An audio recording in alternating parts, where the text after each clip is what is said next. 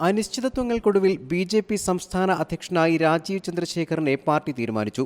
Core committee യോഗത്തിൽ ദേശീയ നേതൃത്വത്തിന്റെ തീരുമാനം ഐകകണ്ഠ്യേന അംഗീകരിക്കപ്പെട്ടു. പിന്നാലെ കേരളത്തിൽ നിന്നുള്ള ദേശീയ നേതാക്കളും സംസ്ഥാന നേതാക്കളും ഒപ്പിട്ട് പിന്തുണച്ച നാമനിർദ്ദേശ പത്രിക രാജീവ് ചന്ദ്രശേഖർ സമർപ്പിച്ചു. നാളെ പുതിയ അധ്യക്ഷനെ ഔദ്യോഗികമായി പ്രഖ്യാപിക്കും. അടുത്തുവരാനിരിക്കുന്ന തദ്ദേശഭരണ നിയമസഭാ തെരഞ്ഞെടുപ്പുകളുടെ പശ്ചാത്തലത്തിൽ നിലവിലുള്ള അധ്യക്ഷൻ കെ. സുരേന്ദ്രനെ തത്കാലം ഒഴിവാക്കില്ലെന്ന് കരുതിയിരുന്നു. അധ്യക്ഷ സ്ഥാനത്തേക്ക് ശോഭാ സുരേന്ദ്രൻ, എം.ടി. രമേശ്, വി. മുരളീധരൻ എന്നീ പേരുകളും പരിഗണിക്കപ്പെട്ടു. ഒടുവിൽ ഗ്രൂപ്പുകൾക്കതീതമായ പ്രതിച്ഛായയും ദേശീയ നേതൃത്വവുമായുള്ള അടുപ്പവും രാജീവ് ചന്ദ്രശേഖറിന് അനുകൂലമായി. ആദ്യമായാണ് RSS പശ്ചാത്തലമില്ലാത്ത ഒരാൾ ബി.ജെ.പി. സംസ്ഥാന പ്രസിഡന്റാകുന്നത്.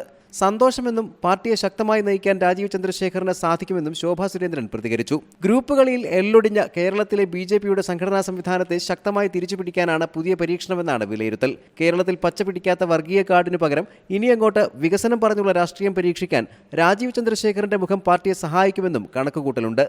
C Malayalam news, Thiruvananthapuram. ഏറ്റവും പുതിയ വാർത്തകളും വിശേഷങ്ങളും വിരൽത്തുമ്പിലറിയാൻ സി മലയാളം ന്യൂസ് എല്ലാ ഡിജിറ്റൽ പ്ലാറ്റ്ഫോമുകളിലും ലഭ്യം.